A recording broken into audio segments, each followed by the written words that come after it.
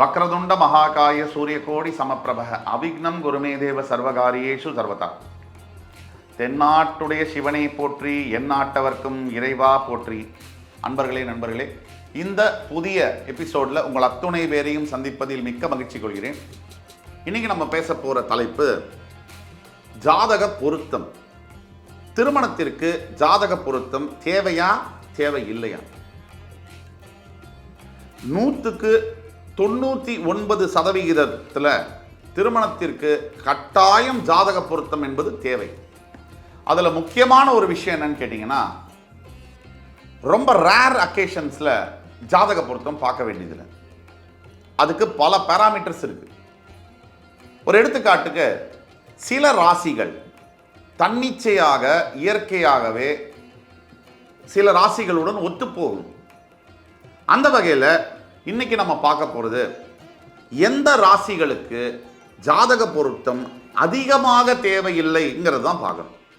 ஜாதக பொருத்தம் மொத்தமாக பார்க்கவே வேண்டாம் அப்படின்னு ஒன்று கிடையவே கிடையாது. ஜாதக பொருத்தம் பார்க்காம திருமணத்துக்குள்ளே போகிறதுங்கிறது ஜூவில் கேட் இல்லாமல் சிங்கத்தோட வாயில் கை விடுற மாதிரி. அதனால் ஜாக்கிரதையாக நீங்கள் பண்ணணும். ஜாதக பொருத்தம் திருமணம் பார்ப்பதற்கு மிக மிக ஃபஸ்ட்டு ஸ்டெப்பு அதுதான். அப்போ நீங்கள் ஜாதக பொருத்தம் எந்த ராசிகளுக்கு அதிகமாக தேவையில்லைங்கிற டாபிக் உள்ள நம்ம பேசுவோம். ஜாதக பொருத்தம்னா என்ன? நம்ம ஊரை பொறுத்த வரைக்கும், ஏன் தமிழ் பெருங்குடி மக்கள் இவர்களுக்குள்ள பொறுத்த வரைக்கும் ஜாதக பொருத்தம்னா என்னன்னு சொல்லப்பட்டிருக்குன்னா, இந்த 10க்கு 10 பொருத்தம், அதாவது ருண பொருத்தம், ராசி பொருத்தம், ரஜ்ஜு பொருத்தம், இந்த மாதிரி ஒரு 10 பொருத்தங்கள் இருக்கு. இந்த 10க்கு 10 பொருத்தம் தான் பொருந்தணும். 10க்கு 6 பொருத்தினா கூட கல்யாணம் பண்ணலாம் அப்படின்னு சொல்லப்பட்டிருக்கு. இந்த வீடியோவின் மூலியமாக அத்துணை அன்பு பெருமக்களுக்கும் நாம் சொல்லிக் கொள்வது, இந்த 10க்கு 10 பொருத்தம் அப்படிங்கிறது ஒரு ஃபேக், ஒரு தப்பான தகவல். திருமணம் செய்வதற்கு 10க்கு 10 பொருத்தம் தேவையே இல்லை. அது பொய்யான ஒரு முறை திருமணம் பொருத்தம் பார்ப்பதற்கு. 10க்கு பொருத்தம் ஒரு ஃபேக்கான ஒரு விஷயம். ஜாதக பொருத்தத்தில் எப்படி பொருத்தம் பார்க்கணும்? அப்ப திருமணத்திற்கு ஜாதக பொருத்தம் தேவையே இல்லையா? அப்படி இல்லை. திருமணத்திற்கு ஜாதக பொருத்தம் என்பது தேவை. ஆனா இவங்க சொல்றாப்புல 10க்கு 10 பொருத்தம் அப்படின்னு பார்க்கறாங்க. 10க்கு 10 பொருத்தம்னு இருக்கு. 10வது நாள் கல்யாணம் ஆனதுக்கப்புறம் கேஸ் கோர்ட்டில் இருக்கு. ஏன்னா இந்த 10க்கு 10 பொருத்தங்கிறது தப்பான விஷயம். இதை எங்க வேணா பேச முடியும். இதை பற்றி கொஞ்சம் கூட எனக்கு பயம் இல்லை. இந்த 10க்கு 10 பொருத்தம் பார்த்து உடனடியாக திருமண முறிவு ஆனவர்கள் லட்சக்கணக்கில் இருக்காங்க. தவறான வழிநடத்துதலின் காரணமாக இந்த 10க்கு 10 பொருத்தங்கிறது ஜோதிட உலகத்தில் கடந்த ஒரு 80 முதல் 100 ஆண்டுகளாக பரப்பப்பட்ட ஒரு விஷயம். இது எல்லா தொழில்களையும் இருக்கிற மாதிரி கமர்ஷியலைஸ் பண்ணப்பட்ட ஒரு விஷயம். 10க்கு 10 பொருத்தம் என்பதே ஒரு பொய், ஒரு ஃபேக். ஜாதக பொருத்தம் எப்படி பார்க்க வேண்டும், திருமண பொருத்தம் எப்படி பார்க்க வேண்டும் என்பதை நம்முடைய சித்தர்கள், சான்றோர்கள், முன்னோர்கள் தெள்ள தெளிவா சொல்லிட்டு போயிருக்காங்க. முதல்ல லக்ன பொருத்தம், ராசி பொருத்தம் தவிர ஒரு பெண்ணுக்கு 2ஆம் இடம், 7ஆம் இடம், 8ஆம் இடம் லக்னாதிபதியுடைய வலு, அதுக்கப்புறம் வரக்கூடிய இப்ப நடக்கக்கூடிய தசா புக்திகள், கல்யாணம் இப்ப பண்ணணுங்கிற ஐடியா இருக்கா, இங்கிருந்து எத்தனை நாளுக்குள்ள இப்பவே 7.5 சனி நடந்துட்டு இருக்கா, இல்ல அஷ்டம சனி நடக்குதா, இல்ல இங்கிருந்து எத்தனை நாளுக்குள்ள 7.5 மற்றும் அஷ்டம சனி வரப்போகுது. அப்படியே தான் பையனுக்கும் 1, 2, 7, 10 ஒரு பையனுடைய கேரக்டர் எப்படி இருக்கும், அவனுடைய நடத்தை எப்படி இருக்கும், அந்த பொண்ணை 45 வயசுல கூட விட்டுட்டு போயிடுவானா, இல்லை வச்சு காப்பாற்றுவானா, இதையெல்லாம் தெளிவாக சொல்லக்கூடியது. நீங்கள் ஒரு பேக்ரவுண்ட் டிடெக்டிவ் ஏஜென்சி வச்சா கூட இன்னைக்கு பொண்ணுடைய அப்பா நல்லவரா, பொண்ணுடைய அம்மா நல்லவங்களா, அந்த குடும்பம் நல்ல குடும்பமா, அதை மட்டும்தான் அவங்க ரிப்போர்ட்டில் 50,000 1 லட்சம் வாங்கிட்டு கொடுப்பாங்க. நீங்கள் செலவழிக்கிறது கல்யாணத்துக்கு பல பேர் பார்த்தீங்கன்னா இன்னைக்கு தேதிக்கு முக்கியமாக குறைஞ்சபட்சம் ஒரு 50 லட்சம் இல்லாமல் கல்யாணத்துக்கு செலவு பண்ண முடியாது. ஒரு நார்மல் மேரேஜ் எடுத்தாலே ஒரு 20 முதல் 30 லட்சம் ஆகும். ஒரு கோயிலில் வச்சு கல்யாணம் பண்ணால் நான் சொல்கிறேன்.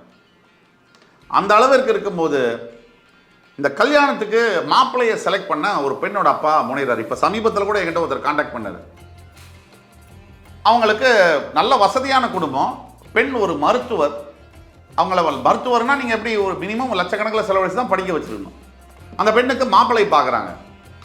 அவங்களுடைய மனப்பான்மையை நம்மளுடைய மக்களில் இருக்கக்கூடிய பல பேருடைய மனப்பான்மையும் இதுதான் பிரதிபலிக்குது. ஜோசியம் பார்க்கணும் சார், ஒரு 50 ரூபாவில் ஜோசியர் கிடைப்பாரா? கல்யாணம் செலவழிக்கிறது 50 லட்சம் ரூபா. அந்த மாப்பிள்ளையை செலக்ட் பண்ணுற ஜோசியருக்கு 50 ரூபா. இந்த 50 ரூபாவில் ஒருத்தர் ஒரு ஜோசியர் எந்த இதில் செலக்ட் பண்ணுவாரோ, ஏன்னா இவங்களுடைய எதிர்பார்ப்பு அந்த மாதிரி இருக்குது. 50 ரூபா ஜோசியரை வச்சு 50 லட்ச ரூபா கல்யாணத்தை பண்ண பார்க்குறாங்க. இவர்கள் ஜோதிடத்திற்கும் அந்த ஜோதிட சாஸ்திரத்திற்கும் கொடுக்கக்கூடிய மதிப்பு என்ன? 50 ரூபாய். அந்த மதிப்பு நீங்கள் கொடுக்கும்போது அதே 50 ரூபாய்க்கு உண்டான பலனும் பயனும் மட்டும்தான் அவர்களுக்கு கிடைக்கும். யார் எதை மதிக்கிறோமோ மறுபடி அந்த விஷயம் நம்மளை திருப்பி மதிக்கும். இதுக்கு பல முறை நான் சொல்லியிருக்கேன். நீங்கள் வீட்டில் ஒரு பொருள் வாங்குறீங்க, ஒரு ஃப்ரிட்ஜு ஒழுங்காக மெயின்டைன் பண்ணிங்கன்னா பல நாட்கள் பல வருஷங்கள் அது ஒழுங்காக வரும், வேலை செய்யும். ஒரு மனைவியை கல்யாணம் பண்ணுறீங்க, ஒழுங்காக மரியாதையாக நடத்துனீங்கன்னா அந்த பொண்ணு உங்களோடைய வாழுவா. நீங்கள் மரியாதை இல்லாமல் மதிப்பு கம்மியாச்சுன்னா அந்த பொண்ணு பொட்டியை தூக்கிட்டு கிளம்பிடுவா. இவ்வளவுதான். இப்போது 50 லட்சம் ரூபாய் கொடுத்து கல்யாணம் பண்ணிட்டு மாப்பிள்ளையை செலக்ட் பண்ணுற ஜோசியருக்கு 50 ரூபா கொடுத்தா அந்த கல்யாணம் பண்ணி செலக்ட் பண்ணி கொடுக்குறாருல மாப்பிள்ளைய, அவர் மனசில் என்ன நினச்சிட்டு கொடுப்பாரு? அவ்வளோதான். நீங்கள் என்ன கொடுக்குறீங்களோ அதுக்கேற்ற வேல்யூ தான் உங்களுக்கு வாழ்க்கையில் கிடைக்கும். இங்கே மட்டும் இல்லை, எந்த இடத்துலையுமே. ஆக இது ஒரு தவறான முன்னுதாரணம். ஜாதக பொருத்தமே பார்க்கவே தேவையில்லைன்னு கிடையாது, கண்டிப்பாக பார்க்கணும். அதிகமாக பார்க்க தேவையில்லாத ராசிகளை பற்றி நம்ம பேசணும்னா முதலிடம் பெறுவது சிம்ம ராசி. சிம்ம ராசிக்கும் தனுசு ராசிக்கும் அதிகமாக ஜாதக பொருத்தம் பார்க்க தேவையில்லை. இது விதிவிலக்குகள் இதுலேயும் உண்டு. சிம்ம ராசியிலையும் தனுசு ராசியில் இருக்கக்கூடிய புருஷ முறையோட பிரிஞ்சிருப்பாங்க. அது விதி விலக்கு. பெரும்பாலும் 85 முதல் 90% சிம்ம ராசி மற்றும் தனுசு ராசியில் இருக்கக்கூடிய தம்பதிகள் பிரிவதில்லை என்பதுதான் சான்றோருடைய வாக்கு. அதே மாதிரி சிம்ம ராசிக்கு அடுத்தபடியாக கடகத்திற்கும் மேஷத்திற்கும் கூட அருமையான ஒரு ஒற்றுமை என்பது இருக்கும். கடகம் எல்லா ராசியோடையும் ஒத்துப்போகும். அதிகப்படியாக ஒத்துப்போவது என்பது மேஷம் மற்றும் தனுசோட கூட அவ்வளவா ஒத்துப்போகுதான் தெரியாது, மேஷத்தோட ஒத்துப்போகும். இப்போ சிம்ம ராசி த பெஸ்ட்னா தனுசு, மேஷ ராசிக்கும் கடக ராசிக்கும் நல்ல ஒத்துப்போகும். இந்த மாதிரி அமைப்பில் அதிகமாக ஜாதக பொருத்தம் பார்க்க தேவையில்லை. ஆனாலும் கூட ஜோதிடத்தில் சூட்சமங்கள், ரகசியங்கள், சீக்ரெட்ஸ் என்பது புதந்து கிடக்கு.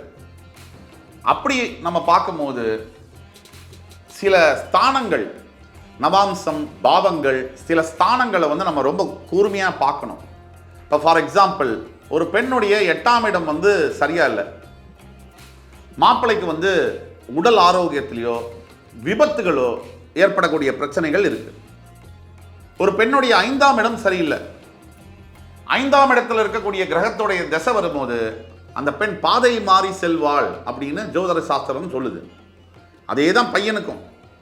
பையனுடைய 5ஆம் இடம் சரியில்லை, இல்லை அடுத்து வரக்கூடிய தசாபுக்தி நல்லா இருக்கு, 42 வயசுல அவனுக்கு ராகு திசை வருது, அந்த ராகு திசை அவனுக்கு சரியில்லை அப்படின்னா தவறான நண்பர்களோடு சேர்ந்து குடிப்பழக்கம், புகைப்பழக்கம், போதை வஸ்துன்னு உள்ள போயிடுவான். ஏன்னா ராகு அத்துணை மன சஞ்சலங்களுக்கும் மனசில் ஏற்படக்கூடிய பிரச்சனைகளுக்கும் ராகு முதலிடம் தருவார். மனசில் இருக்கக்கூடிய குழப்பம், சபலம், தேவையில்லாத தொடர்புகள், போதை வஸ்து, இதெல்லாம் ராகுவுடைய காரகத்துவம். ஆக இதை தான் நம்ம சொல்கிறோம், ரொம்ப ஜாக்கிரதையாக ஜாதக பொருத்தம் பார்க்கணும். பெரும்பாலான நேரங்களில் ஜாதக பொருத்தம் பார்க்கவே வேண்டும். ஆனால் ரொம்ப நம்ம அதிகமாக ஜாதக பொருத்தம் பார்க்க தேவையில்லை அப்படிங்கிற இடம் எதுனா சிம்மம் மற்றும் தனுசு ராசிகளுக்கு, மேஷம் மற்றும் கடக ராசிகளுக்கு அதிகமாக ஜாதக பொருத்தம் பார்க்க வேண்டிய அவசியம் இல்லை. இருந்தாலும் கூட நீங்கள் ஜாதக பொருத்தம் ஓரளவுக்கு மினிமலாக பார்த்துக்கிறது நல்லது. இந்த வீடியோ காணொளி என்பது உங்கள் அத்துணை பேருக்கும் பயனுள்ளதாக இருக்கும் என்று நம்புகிறேன். அடுத்த காணொளியில் மறுபடி உங்கள் எல்லோரையும் சந்திக்கும் வரை உங்கள் அனைத்து அன்பு உள்ளங்களிடமிருந்து விடைபெறுவது உங்கள் சுபாஷ் பாலகிருஷ்ணன். நன்றி, வணக்கம், வாழ்க வளமுடன்.